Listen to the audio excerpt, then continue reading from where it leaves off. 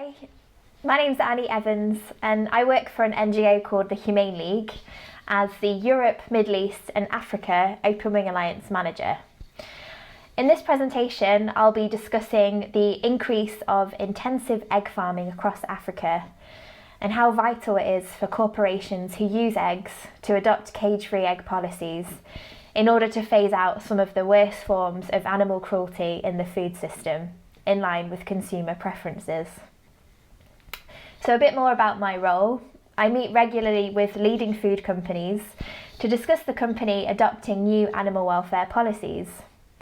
As well as the corporate work, I also work closely with organisations within the coalition of animal protection groups known as the Open Wing Alliance. So in this presentation, I will discuss where we started with this work, how we gained momentum, and recent achievements and challenges for the movement in Africa. So the Humane League began our work in the US in 2005. We were very much a grassroots organisation focused on securing cage-free egg policies from pretty small companies in the States. And we're now an international not-for-profit animal protection organisation. And we have staff in Mexico, Brazil, Thailand, Japan, Kenya and the UK. Where we work with these leading global food companies to improve animal welfare in their supply chains. At our heart, we are very much a campaigning organisation, and we've been campaigning for a kinder world for hens and chickens since we began. We have run successful campaigns over the years to secure cage-free egg commitments from some of the biggest companies in the industry.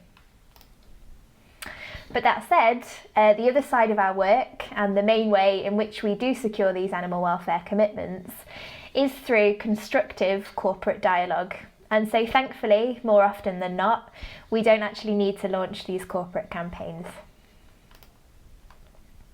But our mission is always clear. We exist to end the abuse of animals raised for food.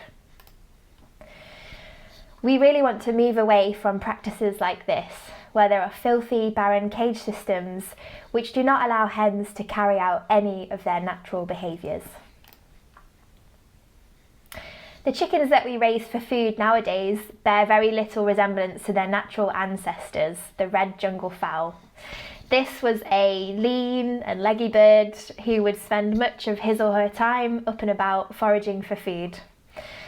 However, the jungle fowl has been selectively bred over many decades, prioritising intensive egg laying over any consideration for welfare. And this means that hens lay on average nearly 300 eggs a year compared to just 20 in the wild. Their bodies really can't cope with the frequency of their laying cycles, which deprives their bodies of calcium. And those who are kept in these confined cages are unable to do things like nest or properly perch or even spread their wings. They suffer from feather pecking, weak bones and exhaustion from their confined surroundings. And sadly, many of these will die inside these cages, having never seen any daylight at all. So what we want to do is move the system to this as a minimum. More animal-friendly systems, more space for these hens to carry out their natural behaviours, and more freedom.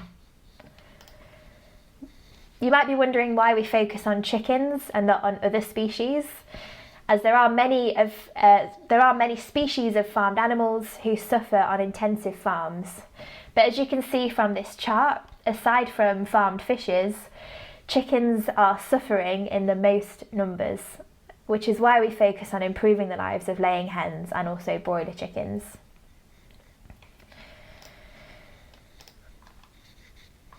At any given time, there are roughly 7.5 billion egg-laying hens on Earth, and around 6.5 billion of these hens are still kept in cages. The CageFree Commitment involves asking companies to produce a public policy to transition their egg supply away from battery and enriched cages to barn, free-range or organic systems. So why do we ask companies for cage-free commitments and not free range or organic? So we push for the highest standards wherever possible, and it's not always possible for companies to go fully free range and or organic right away at such a large scale. The incremental and impactful changes we are asking of companies can make a big difference to an incredibly vast number of animals. The issues that we are facing really are a global crisis. So in 2016, when we were expanding internationally, we quickly realised that we shouldn't and we couldn't be doing this work on our own. And there are many existing organisations working on the ground who knew the culture much better than we ever could, who already have networks in place and who are already doing fantastic work. So we then founded the Open Wing Alliance, and this brings together all of these groups who share knowledge, expertise and strategies. And for the first time, this was really uniting the global farmed animal movement. This coalition now consists of 84 fantastic organisations spread across 63 countries and in 6 continents. The Open Wing Alliance began working in the African continent with SAFSI, the Southern African Faith Communities Environment Institute, being one of the first members in the continent to begin campaigning for cage-free systems. There are now 11 Open Wing Alliance groups who work together on the cage-free issue in different countries across Africa, so maybe you recognise some of these organisations. This year, the Open Wing Alliance has a new starter who will be joining us at the start of 2022 to guide our cage-free work in Africa. Aurelia Adiambo, based in Kenya, will be the Open Wing Alliance Africa Coordinator, and her role will be to expand the Open Wing Alliance's presence in Africa, develop and maintain collaborative relationships with our partner organisations, empower these groups to coordinate regional campaigns, and support the groups in advancing their institutional work in the countries. So what are the challenges? Well, as Africa is one of the biggest and most diverse continents in which the Open Wing Alliance operate, there's still no real picture of the welfare state of farmed animals on the ground, primarily because there is no standardisation of welfare across the region, like there is at, say, an EU level.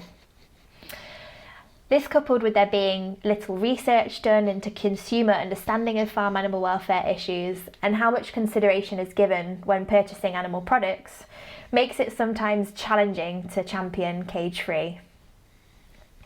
Caged eggs are often the more affordable option for protein, and companies seem unwilling to front the costs. No one, no matter what their economical situation, deserves the lowest quality of food from the absolute worst farms, which have history of disease and contamination like salmonella, which has affected millions. Currently, the cost is passed on to animals, the environment and human health. We can do better.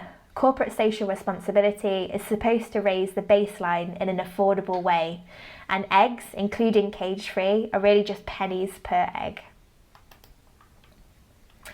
So together at the Open Wing Alliance, we strategise. We work through a lot of these challenges and we plan on how to effectively help to free more hens from cages through events like this, which was our annual Open Wing Alliance Summit, which was held last year online. And how do we decide where to focus? Supply chains can be complex with multiple stakeholders involved. So whilst we do engage with producers and distributors, it really is the public-facing companies who have the biggest impact with our campaigns. Retailers, restaurants, caterers, hotel chains, airlines, manufacturers, they all have incredibly large customer bases and more potential consumers to raise awareness of the cage-free issue. Also, focusing on corporations eliminates the near impossible challenge of changing individual behaviour. So take Sodexo, for example. Sodexo serve 70 billion meals every single day. So imagine trying to get 70 million people to align on a singular behaviour, even just once a day, when we could actually just get this one corporation to make a policy and it automatically changes the behaviour of 70 million consumers by default. So it really is efficiency from the top down. Because companies are so competitive, when they see what their competitors are doing and moving in one direction, they don't want to be left behind. Many want to be seen as the industry leader or the innovative trailblazer within their industry. And on any issue, I think this is the ideal situation for generating huge change within industries. If you can identify the industry leaders, target them, and get them to change, you can then get everyone to follow. Carrefour is a good example of how this chain reaction of corporate cage-free commitments can spread internationally. So initially, this French multinational retail corporation made a commitment in France. They then expanded this into Europe, then Taiwan, then Brazil, covering all of their own locations. And the Open Wing Alliance are now working to expand Carrefour's commitment to all global partners and franchises. This table shows how the number of cage-free hens breaks down by region. So as you can see, the most number of hens are kept in Asia. However, given the trajectory of intensive farming in other regions, we expect the number in Africa likely to rise. And just for clarity, these numbers were taken from the FAO and the rest is our estimate. In terms of cage-free progress, well, global progress could really be summarised like this. So whilst there is still progress to be made in the red regions, we are seeing the same signals in corporate change in Africa, in Asia and in Latin America as we saw in the US and Europe. So it is actually looking very promising. Momentum is now being built in Africa with an impressive growing list of major food companies committing to phasing out cages. And African animal protection groups worked collaboratively to secure a commitment from famous brands, who are the largest African restaurant chain, and more recently in December, the African multinational Spur Group made a global cage-free commitment.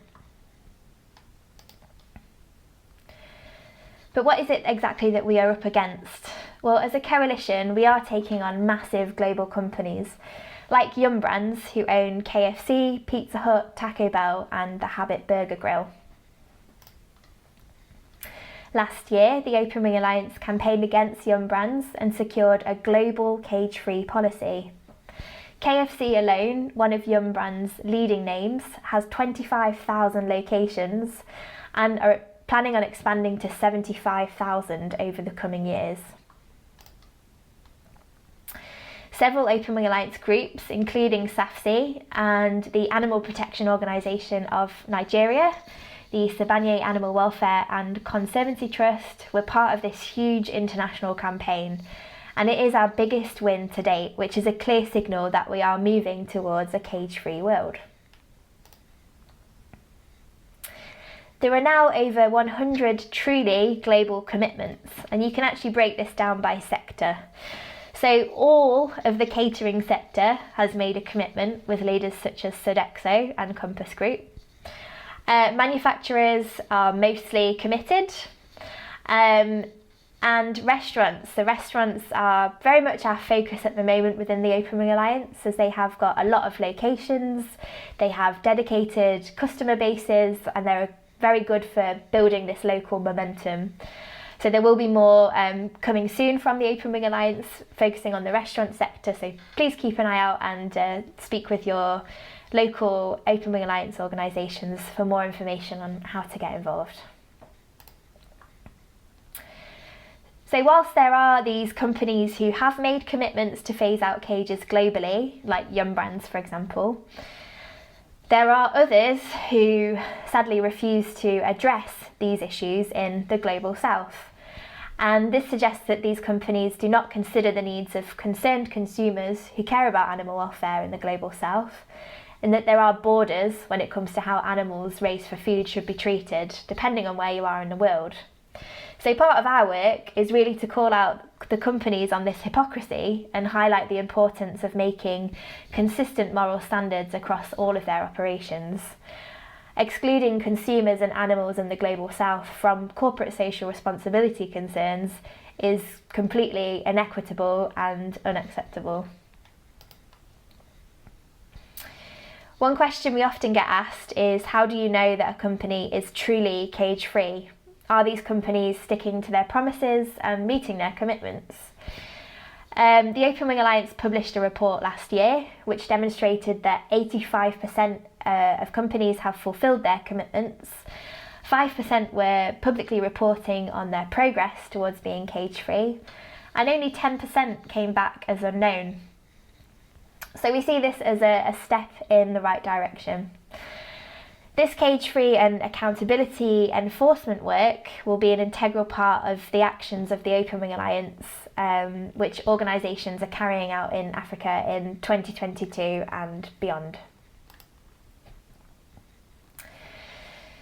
With the cage-free movement making rapid progress in other parts of the world, and more companies making cage-free commitments and fulfilling them, there is now an excess of cage systems in the US and in parts of Europe that are now being exported to countries in Africa.